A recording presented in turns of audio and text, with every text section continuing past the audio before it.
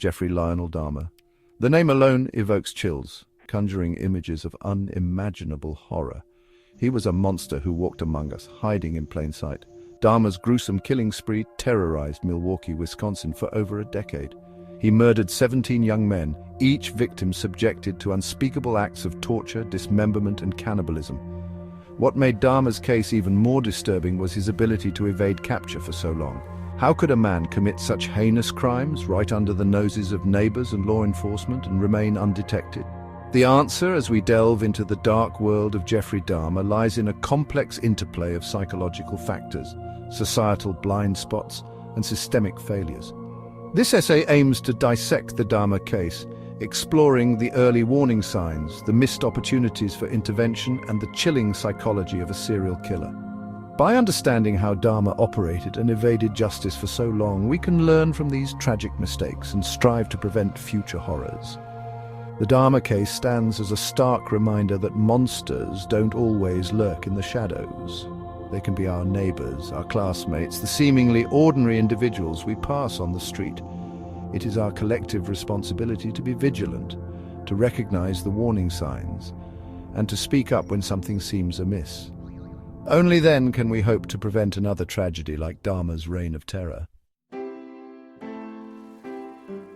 To understand the monster Dahmer became, we must first examine the child he once was.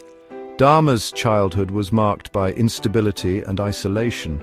Born in Milwaukee in 1960, he was a seemingly normal child until the age of 4, when surgery to correct a double hernia seemed to coincide with a noticeable withdrawal. As Dahmer grew older, his behavior became increasingly disturbing. He was withdrawn, awkward, and fixated on death. He displayed a morbid fascination with animal carcasses, collecting and dissecting them with a chilling detachment.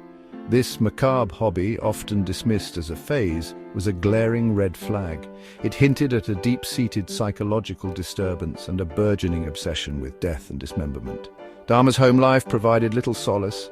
His parents' relationship was volatile, marked by frequent arguments and emotional distance. He felt neglected and misunderstood, seeking refuge in his dark fantasies. By adolescence, Dahmer's fascination with death had morphed into a dangerous obsession. He fantasized about control, domination, and the possession of lifeless bodies. These early warning signs, though seemingly subtle to those around him, were critical indicators of the darkness growing within. Had they been recognized and addressed, perhaps the trajectory of Dahmer's life and the fate of his victims could have been drastically different.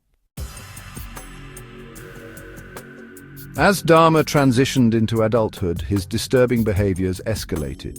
He began drinking heavily, using alcohol to numb his feelings and fuel his dark fantasies. His academic performance plummeted, and he dropped out of college, drifting aimlessly and becoming increasingly isolated. There were numerous missed opportunities to intervene. In 1978, at the age of 18, Dahmer committed his first murder, killing a hitchhiker named Stephen Hicks. He dismembered the body and scattered the remains in the woods behind his family home. The crime went unsolved for years, allowing Dahmer to continue down his path of destruction unchecked. Over the next decade, Dahmer continued to kill, often luring young men to his apartment with promises of money or sex. He drugged, tortured, and murdered his victims, often engaging in acts of necrophilia and cannibalism. Despite the escalating nature of his crimes, Dahmer managed to evade suspicion. Neighbors reported foul odors and strange noises emanating from his apartment, but their concerns were dismissed. Police were called to his residence on multiple occasions, most notably in 1991 when a 14-year-old boy, Konorak Synthesomphona, escaped Dahmer's clutches, only to be returned to him by police who accepted Dahmer's explanation that the boy was his adult lover. These missed opportunities highlight a chilling reality. Dahmer's crimes could have been prevented. Had those around him been more attuned to the warning signs, had law enforcement been more thorough in their investigations, countless lives could have been spared.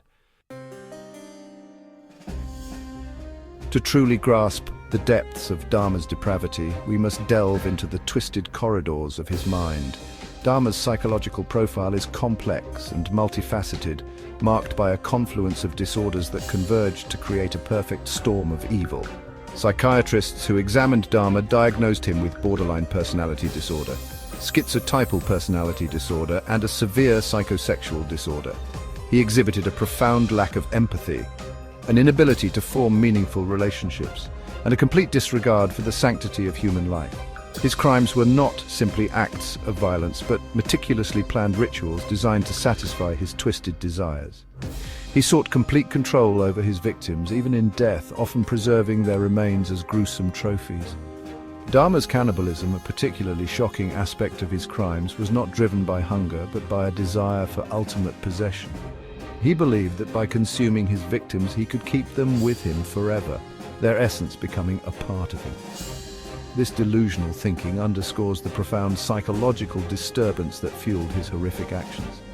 Understanding the complexities of Dahmer's psyche is not an exercise in excusing his crimes, but rather a crucial step in recognizing the warning signs of similar predators.